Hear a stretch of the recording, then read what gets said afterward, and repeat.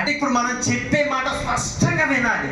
మనం చెప్పే మాట స్పష్టంగా ఎందుకు ఏమో తెలుసా అండి? ఏదో ఒక అనాలోచితం మనలో ఉండబట్టి. అవునా కదండి?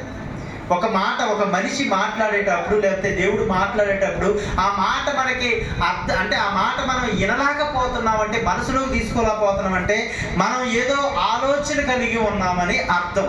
హల్లెలూయా. అందుకే దైవ సేవకులు మధ్య మధ్యలో ఏమంటారంటే దేవునికి స్తోత్రం, హల్లెలూయా. ఇప్పుడు దైవ సేవకులు ఏమంటున్నారు? నిద్రపోయే వాళ్ళందరూ కూడా కొద్దిగా లేవడానికి కూడా కొద్దిగా వాక్యం ఎంతసేపు పెట్టినే ఉంటాం, జాగ్రత్త ఏదో ఒక ఆలోచన సాధనగా ఏం చేస్తాడు, చేసుకొస్తా ఉంటాడు. మరలా దాని దారిలో, మరలా వాక్యం దారిలో పెట్టడానికే దేవునికి స్తోత్రం, హల్లెలూయా, హల్లెలూయా. దేవునికి స్తోత్రం. రెండు చేతులతోటి మనస్ఫూర్తిగా దేవునికి స్తోత్రం, హల్లెలూయా. అందుకే అర్ధగంట నేను ఎక్కువ చెప్పను, ఎందుకంటే అర్ధగంట చెబితేనంట ముద్దంట, 30 గంట హద్దంట, గంట అంట గంట వద్దు. ఎందుకంటే ఒక మనిషి కూర్చొని వినలేని పరిస్థితి అన్నమాట. అర్థమవుతుందండి? మనం బయటికి, ఈ మందిరం నుంచి బయటికి వెళ్ళిన తర్వాత ఎన్ని మాటలన్నా మనం చెప్పుకుంటాం, ఎంతసేపు అయినా కాలక్షేపం చేస్తాం, కానీ దేవుడి మాటలు గంట సేపు వినలేని పరిస్థితి. ప్రతి ఒక్కరు ఎంతవరకు గంట మట్టికి, అది గంట అంట వద్దు అంట, అంటే 30 గంటే మనిషి వినగలడు, హల్లెలూయా. అందుకే నేను ఎక్కువ చెప్పను. ఒకవేళ 2 గంటల సేపు మిమ్మల్ని రుద్దినా కూడా ఏం చేస్తారు మీరు? మొత్తం ఉన్నాయి కూడా ఏమన్నా చెప్పారా? ఉన్నాయి మొత్తం కూడా. అందుకే హల్లెలూయా. మీరు ఒక్క మాట అన్నా ఇంటికి మీరు పట్టకపోవాలి. మొన్న ఒక మాట నేను మీకు చెప్పాను వాక్యం ద్వారా, మీలో అపనమ్మకముగా ఉండకుండానట్లు మీరు సహాయం చేయండి. ఇప్పుడు అది ఈ వారం జరిగిందా లేదండి? అది ప్రతి ఒక్కరిలో కూడా జరిగింది. ఇప్పుడున్న అనారోగ్య పరిస్థితులను బట్టి, ఇప్పుడున్న సమస్యలను బట్టి ఏంటంట, ముందుగానే దేవుడు మనల్ని హెచ్చరిస్తాడు, మాట్లాడుతాడు. నీవు దేవుని నమ్ముకున్నావు కాబట్టి, దేవుడి దగ్గరికి వచ్చావు కాబట్టి నీలో అపనమ్మకం ఎంత మాత్రం కూడా ఉండకూడదంట. దేవుని యందు విశ్వాసం ఉంచితేనే, హల్లెలూయా. ఇప్పుడు మన మధ్యన తెల్లరాయగూడెం సహోదరి ఉన్నారు. అయితే ఆమెకి దేవుడి గురించి తెలవదు. ఇప్పుడు పావనక్క తనతో పాటు సహ ఉద్యోగి అన్నమాట. అయితే దేవుడి గురించి చెప్పింది. ఆ అబ్బాయి కూడా 3 రోజుల నుంచి చాలా ఇబ్బందికరంగా ఉండవు, నిద్రపోవట్లేదు. అంతే నాన్న, నిద్రపోవట్లేదు, చాలా ఇబ్బందికర పరిస్థితి ఉంది. ఇప్పుడు పావనక్క ఇట్లా సేవకులు ఉన్నారు మా ఇంటి ముందర ఎదుటే, మేము కూడా చర్చికి వెళ్తున్నాం, కొద్దిగా అమ్మ నువ్వు అక్కడ ప్రార్థన చేయించుకున్నాం అన్నప్పుడు సరే వచ్చి ఆమె కూడా విశ్వాసం కలిగి దేవుడు నమ్ముకోపోయినా కూడా సరే అక్క చెప్తుందిగా, ఎంతగానో చెప్తుంది కదా, మేడం గారు చెప్తున్నారు కదా, ఎలా అయినా సరే వెళ్దాం అన్నట్టు దూర ప్రాంతం తెల్లరాయగూడ నుంచి కుగ్గులూరు మా ఇంటికి వచ్చి ఆ బిడ్డను తీసుకొచ్చి, జాగ్రత్త బిడ్డను తీసుకొచ్చినప్పుడు ఆ బిడ్డ పరిస్థితి ఎలా ఉందంటే నుంచోలేని పరిస్థితేనా? అంతేనా? నేను అబద్ధం అంటున్నా. నుంచోలేని పరిస్థితి. చాలా చికాకు. ఇంటికి వచ్చి ప్రార్థన చేసినప్పుడు కూడా చాలా ఇబ్బందికరంగా ఉన్నాడు ఆ పిల్లగాడు. అంటే అలా అంటారు కదా, మనసు చికాకు అనమాట. ప్రార్థన చేసిన తర్వాత నాకు అనిపించింది, ఈ అబ్బాయి ఖచ్చితంగా స్వస్థత పొందుకుంటాడు. ఎందుకు నేను ఆ మాట ఖచ్చితంగా చెప్పినంటే, పావనక్క విశ్వాసాన్ని బట్టి ఆ కుమారుడు స్వస్థత పొందుకుంటాడు. అర్థమవుతుందండి? ఒక్కోసారి మన విశ్వాసాన్ని బట్టి మనకి స్వస్థత ఉంటుంది, మన విశ్వాసాన్ని బట్టి మనకు స్వస్థత ఉంటుంది. ఇంకోటి ఏం తెలుసా అండి, పక్కవారి విశ్వాసాన్ని బట్టి కూడా. ఇప్పుడు మనం విశ్వాసం కలిగి మనం ఇతరుల కొరకు ప్రార్థన చేసిన అనుకోండి, వాళ్ళు ఖచ్చితంగా జరిగింది, మన కుటుంబాలు మార్చబడతాయి. అర్థమవుతుందా? ఈ మాట మీకు అర్థమైందండి? అందుకే దేవుడు వెండి బంగారాలు మన దగ్గర ఏం కోరుకోవట్లేదు, కానీ విశ్వాసము మాత్రం ఉంచమంటాడు. అదే పెట్టుబడి, అదే మూలరాయి అన్నమాట. అర్థమవుతుందండి? దేవుడు అందుకే నేను మన వారం దేవుడు ఏం మాట్లాడిందంటే, నీలో ఎంత మాత్రము కూడా అపనమ్మకం ఉండకూడదు. నీకు కష్టమే రావచ్చు, నష్టమే రావచ్చు, బాధే రావచ్చు, ఇబ్బంది రావచ్చు, నీకు ఏ అవసరమైనా ఉండొచ్చులే, కానీ నీలో ఏ మాత్రం ఉసుమంతా కూడా అపనమ్మకం ఉండకూడదు. అపనమ్మకం అంటే ఇది జరిగిద్దంటావా అని ఏ మాత్రం నీ మనసులో అనుకున్నట్లేదు, పక్కలో చెప్పాల్సిన అవసరం లేదు. నీ మనసులో ఉన్న మాట కూడా దేవుడికి, ఆయన హృదయంతరంగములు ఎరిగిన దేవుడు కాబట్టి మీలో ఏ మాత్రము కూడా అపనమ్మకం అనేది ఉండకూడదని గత వారం మనం మాట్లాడుకున్నాం. ఇప్పుడు ఆ సమస్య మనకి కొంతమందికి ఎదురయ్యి ఉండొచ్చు. అందుకే దేవుడు చెప్పే మాట మనం చాలా శ్రద్ధగా ఉండాలి. అర్థమైందని మనం దేవుణ్ణి నమ్ముకున్నాం కాబట్టి మనలో ఏమాత్రం కూడా అపనమ్మకం ఉండకుండా విశ్వాసము కలిగి ఉండాలంట. హల్లెలూయా, దేవునికి స్తోత్రం. మరి ఈ వారం కొన్ని విషయాలు మనం మాట్లాడుకుందాం. 42వ అధ్యాయము కీర్తన గ్రంథము అందరూ తీద్దాం, మనందరికి తెలిసిన వాక్యమే. దుప్పి నీటి వాగుల కొరకు వెరీ గుడ్. ఆశపడినట్లు దుప్పి నీటి వాగుల కొరకు ఆశపడినట్లు దేవా నీ కొరకు నా ప్రాణము ఆశపడుచున్నది. నా ప్రాణము దేవుని కొరకు తృష్ణగోనుచున్నది. జీవము గల దేవుని కొరకు తృష్ణగోనుచున్నది. చాలు. హల్లెలూయా. అందరూ దేవుని స్తోత్రం చెప్పండి. హల్లెలూయా. చాలా శ్రద్ధగానండి, అర్ధగంట చెప్పే నేను ముగించేసుకుంటా. ఎన్నోసార్లు ఈ మాట మనం విన్నాం. దుప్పి నీటి వాగులు కొరకు ఆశపడుచున్నట్లు దేవా నా ప్రాణం నీ కొరకు ఆశపడుచున్నది, తృష్ణ కోరుచున్నదని ఒక భక్తుడు రాసిండు. ఆ భక్తుడి పేరు ఏంటంటే కోరాహు కుమారులు భక్తుడు రాసిండు. ఏంటంటే ప్రభువా దుప్పి నీటి వాగుల కొరకు ఆశపడింది. అది ఎంత ఆశపడుతుందో నా ప్రాణము కూడా నీ కొరకు అంత ఆశ కలిగి ఉన్నది అని స్పష్టంగా లేఖన గ్రంథంలో రాయబడడం జరిగింది. ఇంకొక విషయం ఏంటంటే దుప్పి ఎంతమంది చూశారండి? దుప్పి చూసిన వాళ్ళు చేయండి. దుప్పి జాగ్రత్తగా దుప్పి చూసిన వాళ్ళు దుప్పి ఓకేనా? దుప్పి చూసారా దుప్పి? ఓకే. ఇప్పుడు దుప్పి ఎక్కడ ఉంటుందండి? అడవిలోనే ఉంటది కదా. అదంట నీటి వాగుల కొరకు ఆశపడిద్దంట. అర్థమవుతుందా? దుప్పి ఎంత సైజులో ఉంటది? ఎంత సైజులో ఉంటది. కానీ అంట అది నీటి వాగుల కొరకు ఎందుకు అంటే నీటి వాగుల కొరకు ఆశపడుతుందని దేవుని వాక్యం సెలవిస్తుంది. జాగ్రత్తగానండి. అడవిలో దుప్పి ఉన్నది. ఇప్పుడు ఈ భక్తుడు దుప్పి గురించే ఎందుకు ఎత్తిండు? అడవిలో అనేక జంతువులు ఉంటాయి. అనేక జంతువులకు కూడా దాహం వేస్తుంది. అనేక జంతువులకు కూడా నీళ్లు కావాలి, అవునా కదండి? కానీ ఈ భక్తుడు దుప్పి నీటి వాగుల కొరకు అని ఎందుకు అన్నాడు? ఇప్పుడు భక్తుడు ఈ చీమలను చూసి నువ్వు నేర్చుకో అంటాడు. ఈ చీమలు చూసి నేర్చుకో. చీమలు ఏం చేస్తాయి? ప్రతిరోజు కూడా కష్టపడతాయి. అది కష్టపడే సమయాన్ని కష్టపడతాయి. అవి ఏంటి? వేసవి కాలం అంతా కూడా కష్టపడతాయి. వర్షాకాలానికి ఏం చేస్తుంది? ఆహారాన్ని సమకూర్చుకుంటుంది. అంటే చీమలు చూసి నేర్చుకోవడం అంటే చీమల్లో ఉన్న క్వాలిటీ అనేది ఖచ్చితంగా చూపించింది అనమాట. మరి ఇక్కడ భక్తుడు ఏంటంటే దుప్పి చూపిస్తాడు. దుప్పి అంట నీటి వాగుల కొరకు ఆశపడిద్దంట, తృష్ణ కోరిద్దంట. ఇప్పుడు దుప్పి ఒకటి అడవిలో ఉందా? ఇంకా మిగతా జంతువులు లేవా? ఇప్పుడు దుప్పి ఎంత ఉంటుందండి? ఇంత సైజు ఉంటుంది. దుప్పి కన్నా పెద్ద జంతువుల పేర్లు చెప్పండి. ఏనుగు. దానికి దాహం అవ్వదా? అది ఎంత తాగిద్ది? అది దుప్పి ఎంత తాగిద్ది? మరి ఆ ఏనుగు గురించి ఎత్తట్లా భక్తుడు. ఇప్పుడు ఏనుగు ఒకటే కాదు, జిరాఫీ అని ఉంటది కదండి, చాలా పెద్దగా ఉండి మెడ మొత్తం బారు. అది కూడా దీనికన్నా ఇంకా చాలా ఆకారం కలిగింది, చాలా ఉన్నాయి. కానీ భక్తుడు ఏంటంటే వాటికి దాహం ఉండదా? ఆ అడవిలో ఉండదా? అవునా కదా? వీటి మీద ఈ దుప్పి మీద ఎక్కువ దాహం కలిగేది వాటికి. ఎందుకంటే భారీగా ఉంటాయి కండి అవి. నా మాటలు అర్థమవుతున్నాయి కదా?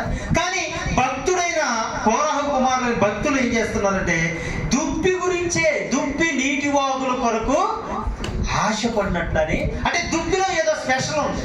అంటే దుప్పి గురించి కొన్ని విషయాలు మనం తెలుసుకుందాం. జాగ్రత్తగా దుప్పి గురించి తెలుసుకుందాం. అంటే మనకు ఒక ప్రశ్న రావాలి. నిజంగా వాక్యం చెప్పేటప్పుడు కొన్ని ప్రశ్నలు కూడా రావాలి మనకి. ఈ జంతువులన్నీ కూడా చాలా జంతువులు ఉంటాయిగా, ఈ దుప్పి మీద కూడా పెద్దగా ఉంటాయిగా చాలా. వాటికి దాహం అంటే ఎలా ఉంటుందండి? ప్రతి ఒక్క జీవికి, ప్రతి ఒక్క మనిషికి కూడా దాహం అనేది ఇంపార్టెంట్ కదా. ప్రయాస పడతారు కదా దాహం గురించి. ఇప్పుడు ఇదే ఎందుకు ఎక్కువగా ప్రయాసపడింది ఏంటి అనేది కొన్ని విషయాలు మనం తెలుసుకుందాం.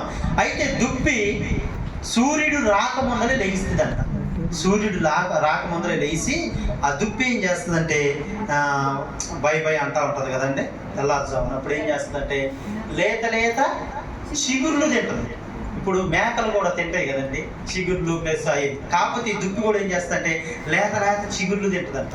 తిని ఆ చుట్టూ ఆ ప్రాంతం మొత్తం కూడా తిరిగి చక్కగా కడుపు నిండా సూర్యుడు రాకముందే దాని కడుపు నింపుకుంటుందంట. అర్థమైందా నా మాట? మీకు అందరికి అర్థమవుతుంది, అర్థం కావాలి. అయితే కడుపు నింపుకుంటుందంట.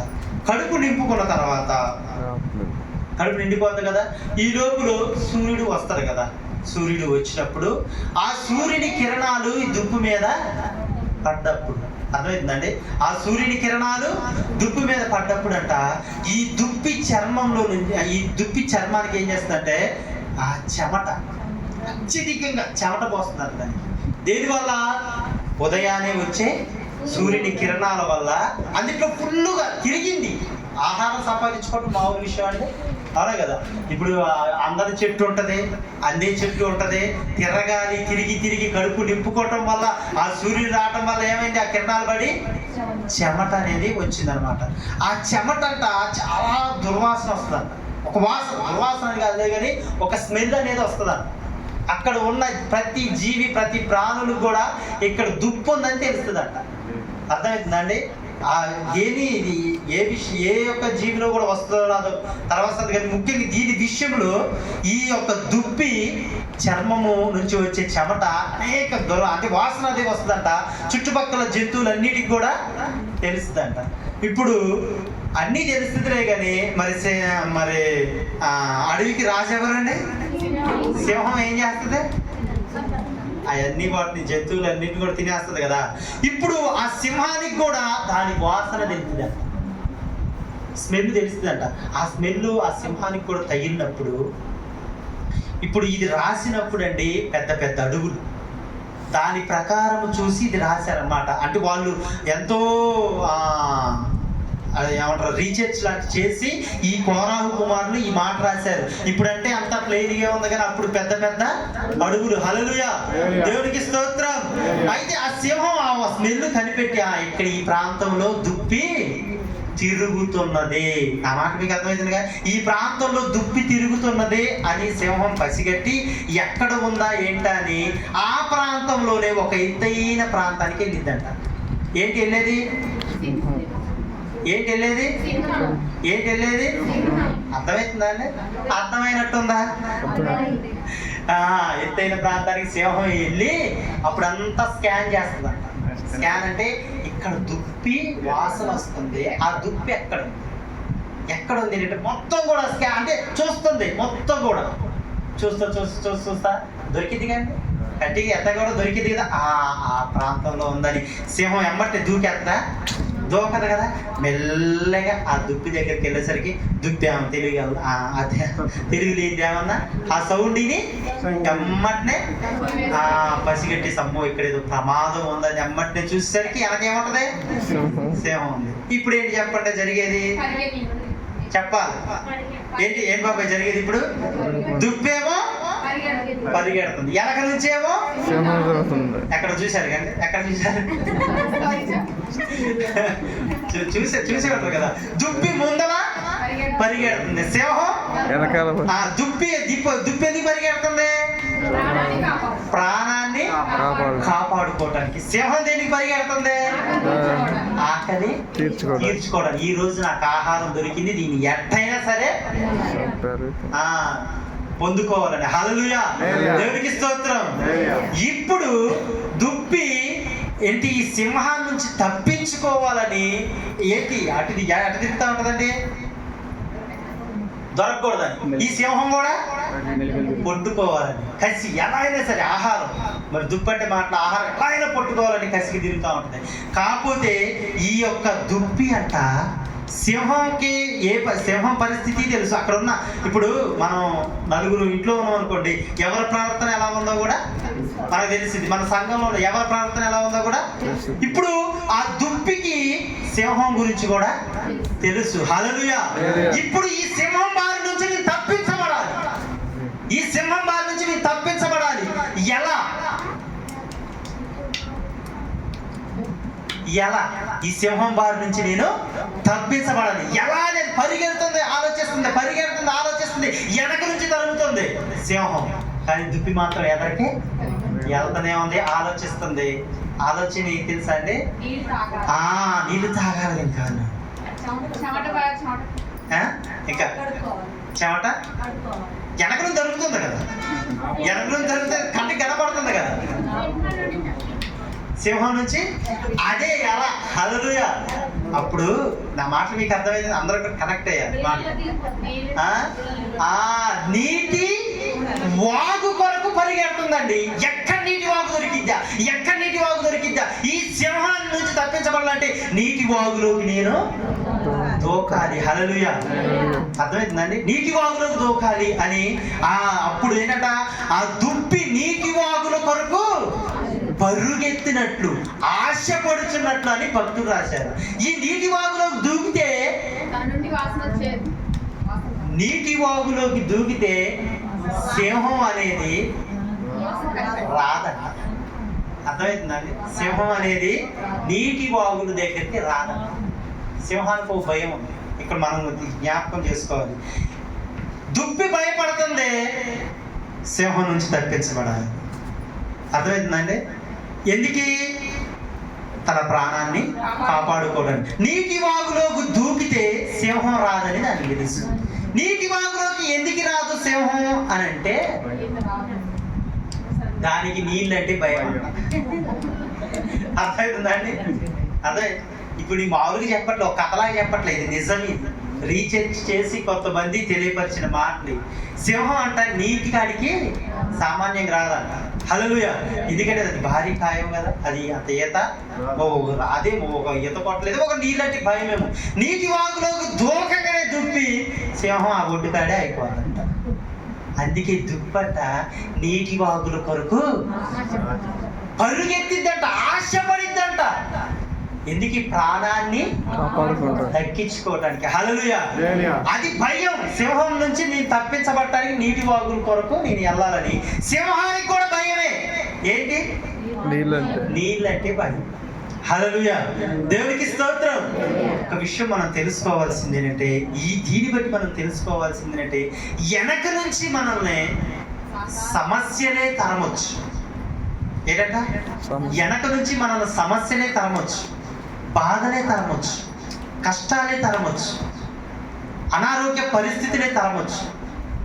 అర్థమవుతుందండి? నువ్వు అక్కడే ఉండకు. ఏంటంటే నువ్వు అక్కడే ఉండకు. అక్కడే ఉంటే ఏం చేస్తాయి? మనల్ని ముంచేస్తాయి. అక్కడే ఉండి దిగాలుగా, అమ్మో నాయన ఈ శ్రమ నాకు వచ్చింది, ఇబ్బంది వచ్చింది, ఈ ఇరుకు ఏంటి నాయన, ఈ ఉపద్రవం ఏంటని నువ్వు కురింగిపోవు. అక్కడే ఉంటే మనం ఏం చేయాలి తెలుసా అండి? దేవుని కొరకు తృష్ణ కోరాలి. హల్లెలూయా.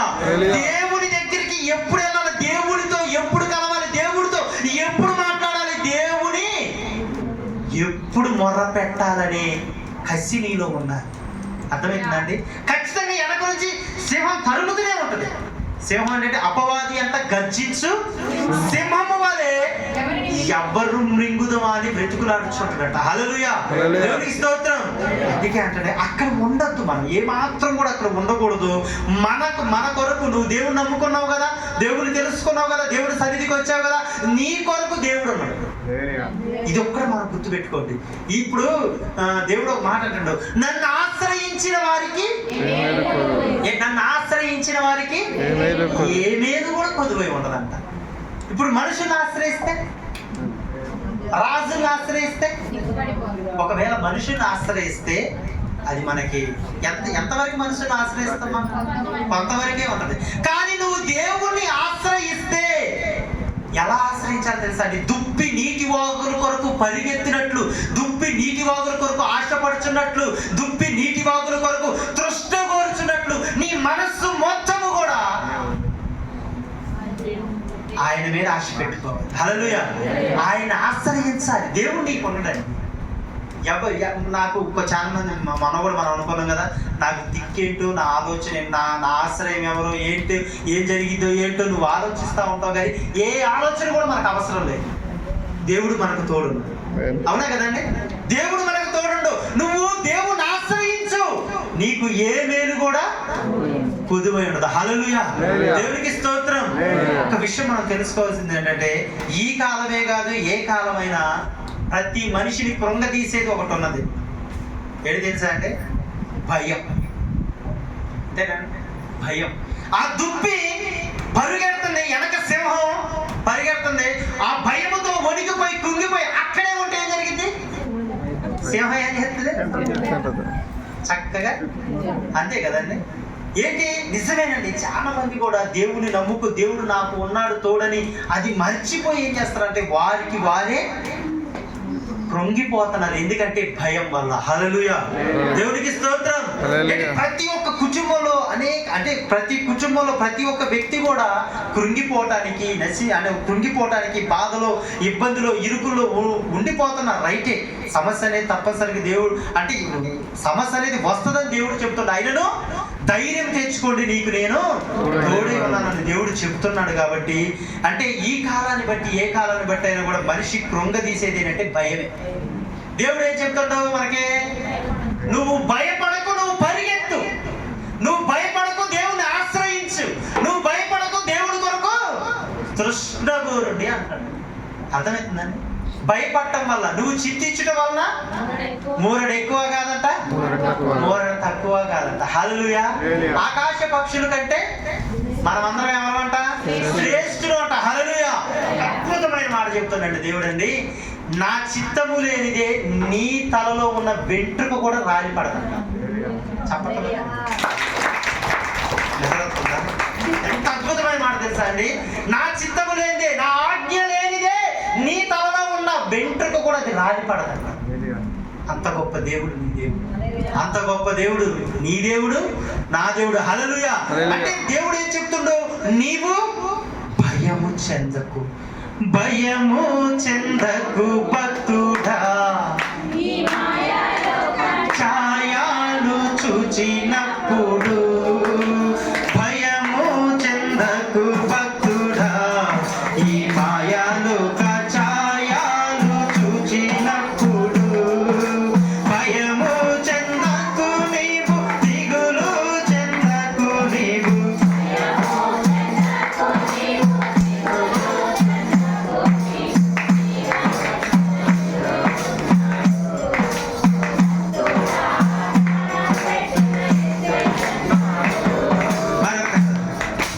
జీవమిచ్చిన యెహోవాన్నాడు, ఓ భక్తుడా, ప్రాణం పెట్టిన యేసయ్యున్నాడు.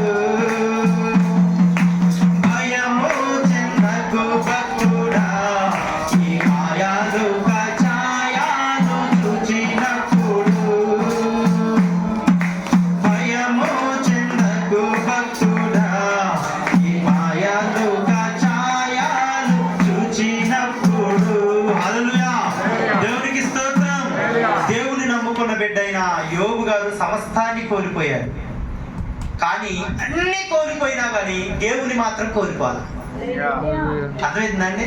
సమస్తాన్ని, తన చుట్టుపక్కల ఉన్న ఆస్తిని, సంపదని, సమస్తాన్ని, పేరుని, గొప్ప పేరు అన్ని కూడా యోబు గారు జాగ్రత్తగా. యోబు గారు తెలుసు అండి, పరిచయం ఉందా?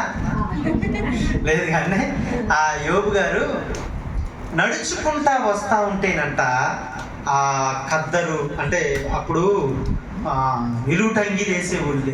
ఆయన నడుచుకుంటా అంటే వస్తా ఉంటేనంట అంత ఈ సందుగా అవతల సందులో ఉన్న వాళ్ళు కూడా ఆ చెప్పుల శబ్దం విని ఆయనకి ఏం చేసేవాళ్ళు అంటే గౌరవించేవాళ్ళు, భయపడేవాళ్ళు అంట.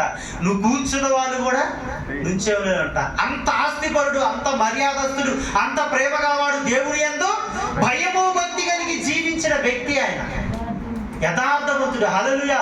అంత గొప్ప వ్యక్తి నడుచుకుంటూ వస్తా ఉంటే అందరూ కూడా నమస్కారం, వందనాలు చెప్పటం అంటే ఎంతో గౌరవించేవాళ్ళంట. చూడండి, ఒక రోజు వచ్చింది, సమస్తము కోల్పోయాడంట. సమస్తము, తన ఆస్తి, తన సంపదను, తన బిడ్డ అందరినీ కోల్పోతే ఒక్కరు కూడా లెక్క చేయలేదంట. అర్థమైందండి? ఆఖరికి ఆయన ఏం చేసిండు, చర్మ వ్యాధి వచ్చి, అర్థమైందండి, చిల్ల పెంకులతోటి. చూడు ఎంత బాధ. కొంత అంటే ఒక మనిషికి బాధ ఎప్పుడు కలిగిద్దంటే మన కుటుంబ పరిస్థితులను బట్టి ఒకసారి బాధ కలిగిద్ది, మన అనారోగ్య పరిస్థితులు కలిగినప్పుడు కూడా బాధ కలిగింది. రెండు విషయాల్లో కూడా సమస్తాన్ని కోల్పోయాడు. ఆయన చూస్తూ ఉండగానే తన చర్మంలో నుంచి చీవి కారుతుంది. రక్తము చీవి కలిసి అది కలిసింది ఎలా ఉంటుందండి? స్మెల్కి తట్టుకోలేక ఆయన వాసన ఆయనే తట్టుకోలేకపోతున్నాడు అనుకుంటా. పక్క వారే నిలబడతారు. ఆయన అంతటి స్థితి వచ్చినప్పుడు సమస్తాన్ని కోల్పోయినా కానీ దేవుని మాత్రం కలిగి ఉన్నాడంట. ప్రభువా, అన్ని కోల్పోయినా కానీ నేను కోల్పోకూడదయ్యా, నిన్నే ఆశ్రయిస్తున్నా, నీవే నా తోడు. హల్లెలూయా, దేవునికి స్తోత్రం. నీవు నాకు ఉన్నావు నాయనా అని ఆయన్ని ప్రార్థన చేస్తాను. ప్రార్థన చేస్తాడు. తన భార్య కూడా, నీకేమన్నా మైండ్ ఉందా? ఇంకెందుకు దేవుడు అంటున్నావు? ఎంత కష్టం వచ్చింది, ఎంత బాధ వచ్చింది, ఎంత ఇబ్బంది వచ్చింది, ఇంకెందుకు దేవుడు అని అన్నా కూడా, ఓయ్ మంచి ఉన్నప్పుడే దేవుడు స్తుతించాలా? ఏ కష్టాల్లో ఉన్నప్పుడు, బాధలో ఉన్నప్పుడు దేవుణ్ణి స్తుతించవా, దేవుడికి ప్రార్థన చేయవా అని యథార్థంగా నిలిచిండట. దేవుడు నాకు ఉంటే చాలు, ఏమి కోల్పోయినా దేవుడు నాతో ఉంటే అన్ని నాతో ఉన్నట్టే అని అన్నాడు. ఆయనే కొట్టుకొని ఉన్నాడు. ఆయన మీద నమ్మకం ఉంది. ఆయన కొరకే తన ఆశ, దుప్పి నీటి వాగుల కొరకు ఎలా ఆశ పడదు, ఆయన వైపే తృష్ణ కోరి ఉన్నదంట. దేవుడికి స్తోత్రం. కోల్పోయిన అన్ని 200 వచ్చినాయి అంట. చెప్పండి కొట్ట. అర్థం కాదు మీకు? సమస్తాన్ని కోల్పోయిండు, అయినా కూడా 200 వచ్చింది ఆశీర్వాదం. అంటే ఒక విషయం మనం తెలుసుకోవాల్సిందంటే, ఏమైనా మనం ఇబ్బందులు ఉండొచ్చు, కష్టాలు ఉండొచ్చు, సమస్యలు ఉండొచ్చు, కొన్ని కోల్పోయి ఉండొచ్చు, అయినా కూడా దేవుణ్ణి మాత్రం కలిగి ఉంటే చాలు. ఆ మాట మీకు అర్థమైతేనండి? దేవుణ్ణి మాత్రం కలిగింది, దేవుణ్ణి ఆశ్రయిస్తే నీకు ఏమేది కూడా కొదువై ఉండదు. హల్లెలూయా, దేవుడికి స్తోత్రం. హల్లెలూయా. అంటే ఇప్పుడు మనం తెలుసుకోవాల్సింది అంటే, మనము భయము మనలో ఏముండకూడదు. యూసంతా కూడా మనం ఏం చెప్పిన, మనం ఎంత మాత్రం కూడా నీలో అపనమ్మకము ఉండకూడదు. ఇప్పుడు ఏముండకూడదు తెలుసా అండి? భయం ఉండకూడదు. అర్థమైందండి? అందుకే దేవుడు చెప్తుండు, ఇప్పుడు నిరంతరం 365 రోజులు కూడా అంటే చెప్తాడు. ఏం చెప్తుండో? భయము చెందకు భక్తుడా. హల్లెలూయా. ఏమాత్రం కూడా నువ్వు భయపడాల్సిన అవసరము లేదు. హల్లెలూయా. యేసుక్రీస్తు వారు 12 మంది శిష్యులు నావలో పోతున్నారు. జాగ్రత్తగానండి. యేసుక్రీస్తు వారు తన శిష్యులు నావలో పోతా ఉంటే పెద్ద తుఫాన్ వచ్చి ఆ యొక్క పడవ మీద పడతా ఉంటే శిష్యులందరూ కూడా భయపడుతున్నారు. ఏంటి మా పరిస్థితి? ఈ రోజే మా ఆఖరి రోజు అనుకుంటా. మా భార్య, నా భార్యని, నా పిల్లలు కూడా సరిగ్గా చూసుకోలేదు. ఈ రోజే ఈ సముద్ర గర్భంలో మేము ఒక రాలిపోతామేమోనని శిష్యులందరూ కూడా భయపడుతున్నారంట. కానీ ఆ నావలో ఎవరున్నారు? నీ నావలో ఎవరున్నారు? యేసయ్య అన్నాడు. హల్లెలూయా. నా మాటలు అర్థమవుతుందిగా? అంటే మనలో ఎవరున్నారు? దేవుడు ఉన్నాడు. కానీ ఆ శిష్యులు భయం చెందుతున్నారట.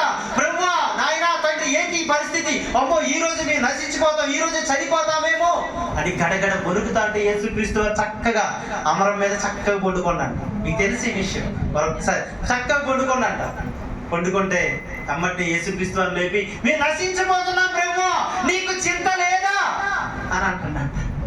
దేవుడికి చింత లేదా? ఒక విషయం తెలుసా అండి?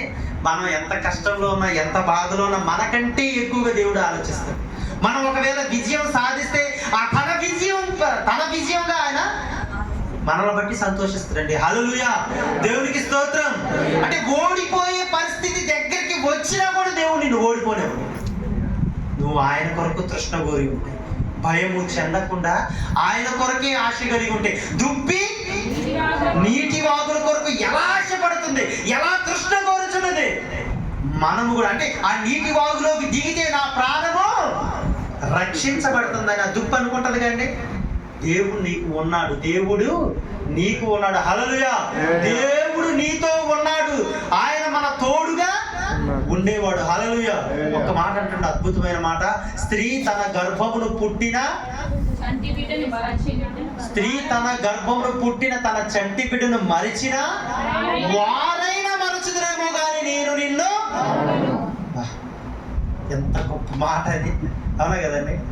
అసలు ఆ చంటి బిడ్డనైనా కూడా మరిచితురేమో కానీ తన తల్లి నిన్ను ఏమాత్రము కూడా నిన్ను విడవను, ఎడబాయను, నిత్యము కూడా నీకు తోడున్నాను దేవుడు చెప్తుంది. హల్లెలూయా.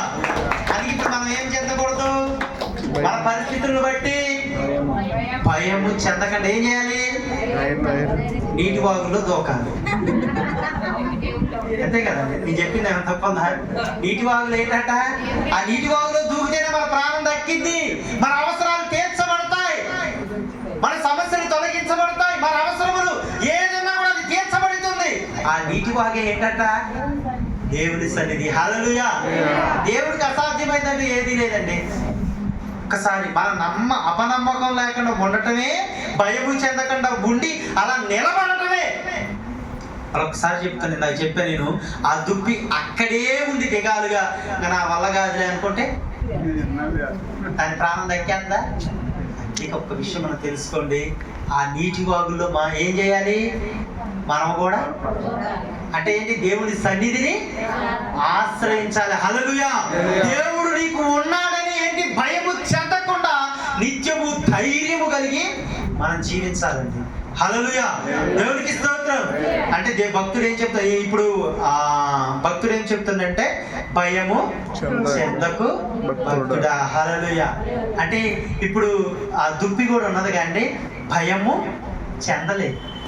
అదే భయము చెందకుండా నీటి వాగుల్లో దూకింది. ఇప్పుడు ఈ సింహం ఎందుకు ఆగిపోయింది? దీనికి భయం వేసి నీటి వాగులో దూకితే దాని తింటాం తర్వాత సంతగా నీ పోయేటట్టు అన్నారండి.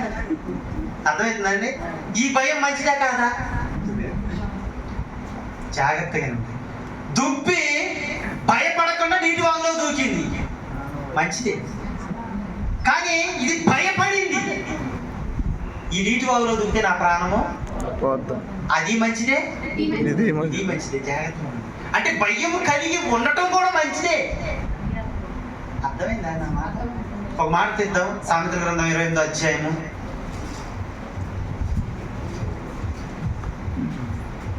సామెతల గ్రంథము 28వ అధ్యాయం. ఎవడో నువ్వు తరమకుండానే జుట్టులు పారిపో. 28వ అధ్యాయం తీశారు కదా? 28 14 వచ్చు. నిత్యము భయము కలిగి ప్రవర్తించువాడు ధన్యుడు. హృదయమును కఠినపరుచుకునేవాడు కీడులో పడును. హల్లెలూయా.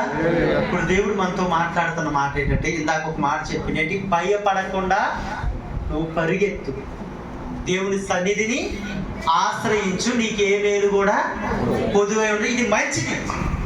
ఈ సింహం ఏం చేసింది?